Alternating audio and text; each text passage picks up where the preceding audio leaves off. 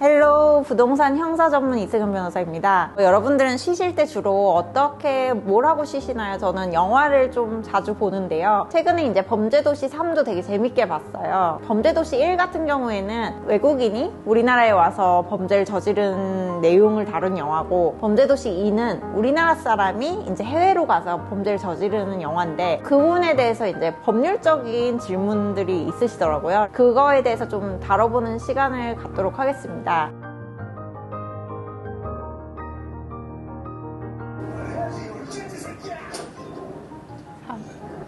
네? 야! 아이고.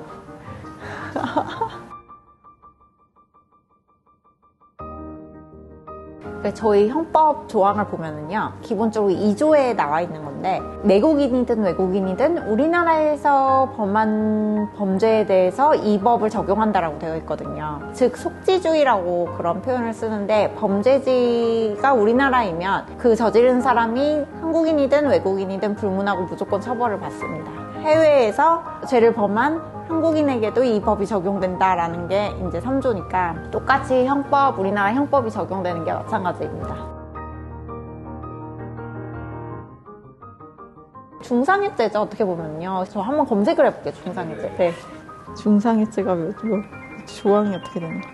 1년 이상 10년 이하의 징역이긴 하거든요. 근데 사실 이런 경우에는 위험한 물건을 이용해서 중상해를 범한 거기 때문에 폭착법에 해당하고, 그런 경우에는 훨씬 더 중하게 처벌이 되긴 돼요. 일단 이 사람은 조직범죄잖아요. 10년 넘어갈 거라고 생각합니다. 그 해외 법에 따라 처벌을 한 거고, 우리나라에서는 또 우리나라 법에 따라 처벌을 한 거기 때문에 일사부재리나 이중처벌은 아니에요. 그런데 해외에서 이제 처벌을 받은 거를 감안을 해서 한국에서 임의로 이제 좀 감경을 할 수 있도록 그렇게 조항이 바뀌었어요. 아무래도 조금 중차대한 범죄일수록 형량이 높아질 수밖에 없고요. 형량이 높아지면 아무래도 감옥에서 1년을 사는 거랑 10년을 사는 거는 사람의 인생에 되게 미치는 영향이 차이가 크거든요. 그렇기 때문에 아무래도 조금 형량이 좀 센 범죄를 변호하는 변호사분들은 조금 높은 수임료를 부르는 게 어쩔 수가 없는 것 같아요. 네, 사실 너무 극단적인 그거라서 그렇기는 한데, 저라면 사실 제가 좀 무섭기도 하고 그분들을 무죄를 받아주거나 형을 많이 깎아주거나 그럴 수는 없을 거라는 생각이 들거든요. 그래서 사실 저는 거절할 것 같아요. 다른 변호사님 알아보시라고 얘기하지 않을까 싶어요. 사실 이분들은 그냥 워낙 죄질이 나쁘기 때문에 변호사가 아무리 약간 열심히 변론을 하더라도 전체적인 형량 차이는 크게 없을 것 같아요. 제가 A라는 죄를 무죄라고 막 주장을 했어. 그래서 A죄가 무죄가 나왔더라도 결국 A죄, B죄 둘 다 유죄가 나왔을 때 형량과 크게 차이는 없을 거라고 생각을 합니다.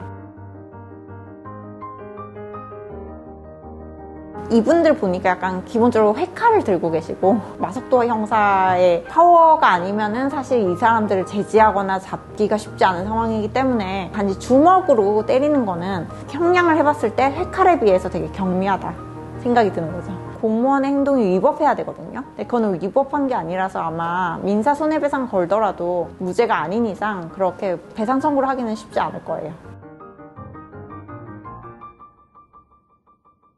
어떻게 하려나 한번 생각은 해본 적은 없는데, 국가에서 해주지 않을까요, 배상을?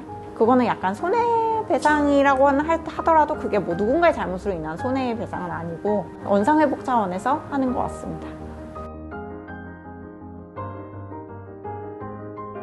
우리나라 사람이 외국에 나가서 저지르는 범죄와 외국인이 우리나라에서 저지른 범죄가 이제 똑같이 처벌을 받느냐라는 거에 대한 주제를 제가 던졌는데, 사실 똑같이 처벌을 받고요. 외국에서 같은 법으로 이제 처벌을 받으시는 분들도 우리나라에서 와도 똑같이 처벌을 받게 되는데, 단지 형이 조금 깎일 뿐인 거지 똑같이 처벌을 받는 것입니다. 제 영상이 도움이 되셨다면 구독, 좋아요, 알림 설정, 댓글까지 부탁드릴게요. 감사합니다.